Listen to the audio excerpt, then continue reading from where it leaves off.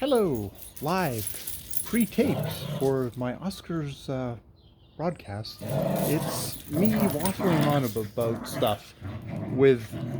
Just got home from a walk, so the dogs are super exhausted and are just lying there comatose because once you exercise a dog, they're just calm and relaxed and aren't joyful little beings who want to beat the heck out of each other, which is what's happening at the moment around me. It's better road noises, I guess, or when the vent clicks on at some point here.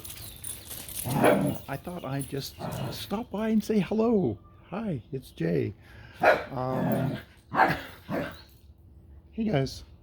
Of course, it's right under me that the entire dog fight has to happen. They're really enjoying themselves, so we'll let them do that. Yeah. What did I want to come to you with today? Actually, I'll start off with, I feel sort of bad about my last waffle episode, because I think I indulged in something. Something actually that I was watching a video from a fellow talking about, like, how to speak so people will listen, because this is all part of my kind of trying to improve my vocal delivery. And one of the 7 deadly sins that Julian Treasure said was all about gossip. That gossip is one of the deadly sins. And I released the last waffle video, and I made some snarky remarks about Steve Donahue. And it's like I'm making gentle fun. You should definitely go to his channel and check out. He just did an amazing video, which was a response to Cam at Wolfshot Publishing. Damn it, Nomad Writer. I'll link both of those down below. About is wanting to be a writer enough, and he did an amazing response to it, which is like just a really great video where he breaks down the levels of what a writer is, and that being a pro writer is being an Olympian, and that's fine, but that shows the amount of dedication and work and focus you need to be a writer. Just a really insightful video, maybe even a bit of wisdom there. But yeah, in my last video I made some gentle fun of him, and I felt like, okay, I was being affectionate, but was I also kind of gossiping? And I don't want to be, I know I have been not maybe on this channel that much, but in life, it's like, I don't want to be that person that's like, oh, yeah, you vent about one of your coworkers to another coworker or something like that, which is like, it's really, it's bad. It's not a great look. It's not healthy. You're kind of devaluing the people around you, which I don't want to do, and I don't want to. I don't know Steve. I just know, super fan here. But I just wanted to. I want to. I want to. Oh, I don't know. I don't want to be an asshole. Let's don't be an asshole. That's one of those strictures that is not a bad one to live by. And whatever the other side of that is, like how to be good. Now I'm watching my Havanese possibly dig a hole. No, he's not digging a hole, which is good, because then he'd be an escape artist digging a hole into the fence. Okay. This really is a waffle video. What else? Have you ever been in a situation where you've come into a room and you've met 2 people, and one of the people is perfectly nice, kind of, interesting, and the other person is someone that could become your lover, that is dangerous, unpredictable, potentially wrong. There's just a frisson there. Well, that is sort of my reading life at the moment. I'm reading 2 books, but one of those books is far dominating the conversation. They've come into the room and it's all I can think about. Um, so the book that is getting me is exciting me, which is a really amazing thing, is Black Leopard, Red Wolf, which is a book that I would never recommend to anybody else, or I would do it with so many caveats because it is it's horror fantasy. It is horror fantasy. This is Marlon James, who is obviously best known for winning the Man Booker Prize for History of Seven Killings. Don't quote me on that title since I have not read it. Um, but this is the start of a trilogy. The Black Leopard, Red Wolf is the start of a trilogy. And it is just, I've just finished listening to it on audiobook.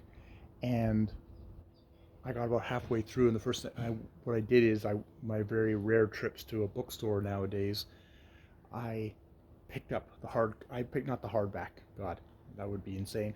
I picked up the soft cover of it because it's like once I'm finished that other book that I'm vaguely thinking about and am reading kind of dutifully at the moment, I'm going to read it in text because I've just so enjoyed it. It seems so new and it seems so electrifying. I think there'd been a lot of cry for there's the long, long shadow of J.R.R. Tolkien, which J.R.R. Tolkien is amazing, and he has arguably created a whole field of fantasy. Not the entire field, but gigantic, gigantic part of it. You know, basically anything that is world building fantasy that is kind of commercially published nowadays probably is either is a knockoff of J.R.R. Tolkien, or is a reaction to J.R.R. Tolkien, or is a reaction to a reaction to a reaction of J.R.R. Tolkien. And while Black Leopard, Red Wolf has things in it that are interesting echoes of Tolkien or of Tolkien's influences, actually, I think there's some Beowulf in there, to my mind, um, as well as kind of Greek myths with incest and rape and horrible violence and just body horror and stuff like that. I want somebody who's a real major horror fan to read Marlon James and give me their take, because to me this feels like this is a horror book. This is and a kind of deeply disturbing kind of meditation on on kind of the primalness of and in Tracker, a man who does not seem to thinks all women are witches, and the book calls him out on that. It's just yeah, it's one of these books. I think listening to the audio, it was like it was on the edge of my understanding to being able to kind of process it as audio. But even then, I think I've got maybe 20% of the book, maybe, if I'm flattering myself. So it's like I'm gonna go and read that book.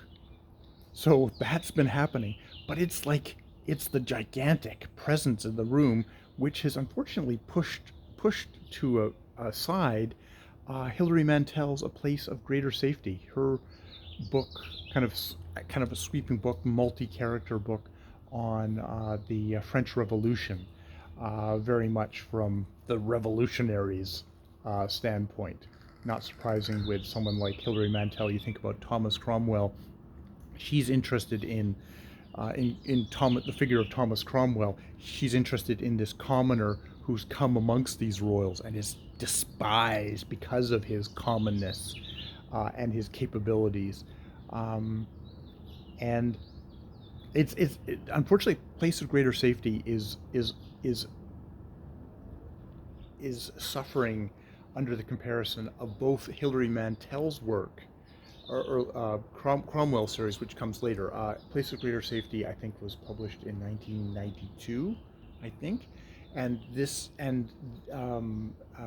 the Cromwell series obviously just wrapped up like in 2020, and Cromwell's the Cromwell trilogy is focused on a single individual, and it's kind of got a driving thing, and it oftentimes just drives into this dives into this amazing subjectivity without kind of losing track of the history that it's describing, while very much keeping it to the point of view and the biases and the self-justifications of a figure like that Thomas Cromwell you could imagine him having. Whereas A Place of Greater Safety is much more diffuse. All those multiple characters, I'm having a hard time kind of congealing of sinking in. It's a strangely distancing book to me. It's strangely abstract book for me, which has moments where it does a dive into a character, especially some of the female characters. It dives into them, but it's all too brief. Whereas in Cromwell, it's like it's the entire work. So yeah, it's a perfectly good book. It's obviously, you can see why she's gotten I can see why she got, it makes me appreciate her Thomas Cromwell series more. But yeah, I've got that itch. It's like, I want to get done this because I want to get on to Black Leopard, Red Wolf. I'm like really enthused by that. This is, it's a discovery for me. And a part of that might just be the new shiny thing. So I'll have to see how deep this is. I think I said in another video how I feel like I've given way too many books 5-star reviews, because you have that initial enthusiasm, and then once you're kind of you let it sit and you see how long it sits in you, it'll percolate down. Bird alert. So yeah, that I guess has been my reading stuff right now. It kind of sucks that my Mammoth, March of the Mammoth is what I'm reading. A Place of Greater Safety hasn't been the great sweeping book I want it to be, but I do have a sweeping book, and I also have this fellow who's my audience apparently for my video. Hello. Wow, that's pretty cool. As you see, so many shiny things in the world. We've watched Power of the Dog last night. This is we are now on Oscars Day, and if I release this quickly enough, we'll not have known the results of the Oscars. Which, to be honest, I don't care about the results of the Oscars. I was about to say I don't even know which picture won the Best Picture last year, but I do know it was Nomadland, because I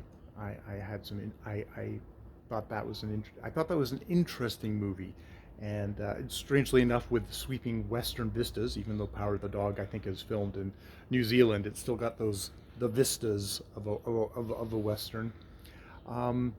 So we decided, okay, I got home from work last night. Let's watch like the first hour of it, and then go to bed, and we'll watch the rest in the morning. Nope, I got home at like midnight, and we just watched the entire thing, and I was surprised when it was over. It was so quick. It's a Western, but it's a film noir. It is a film noir. It has a femme fatale, and I won't say anything more because I'm an inveterate spoiler of things.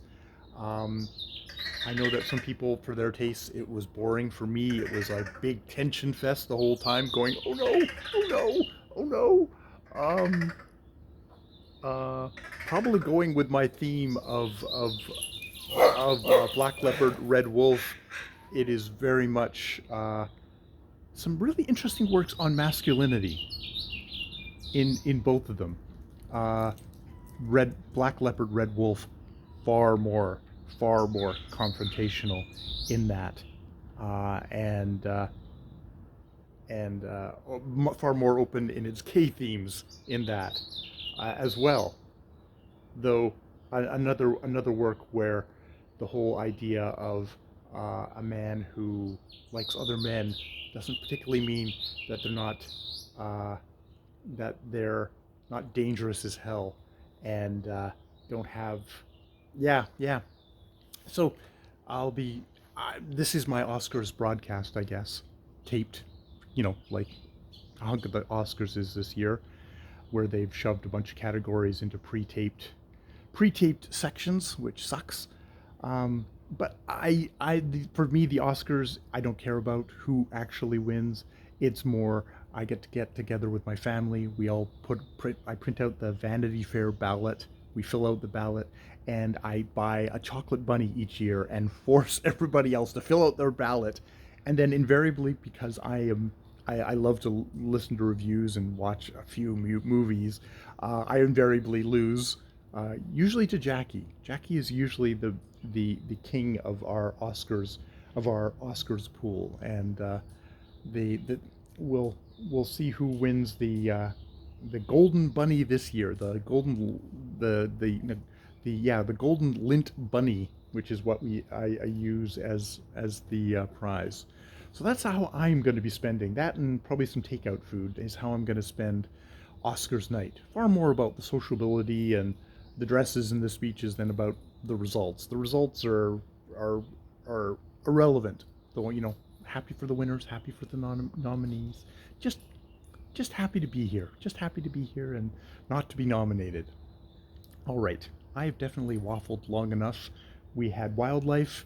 We had snapping, growling dogs. We had the vent.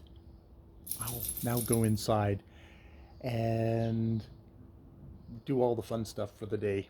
Grocery shopping, laundry, all the glamour stuff. Oh, and the dogs are harassing Jackie right now, so I better go. More videos later. I've been Jay.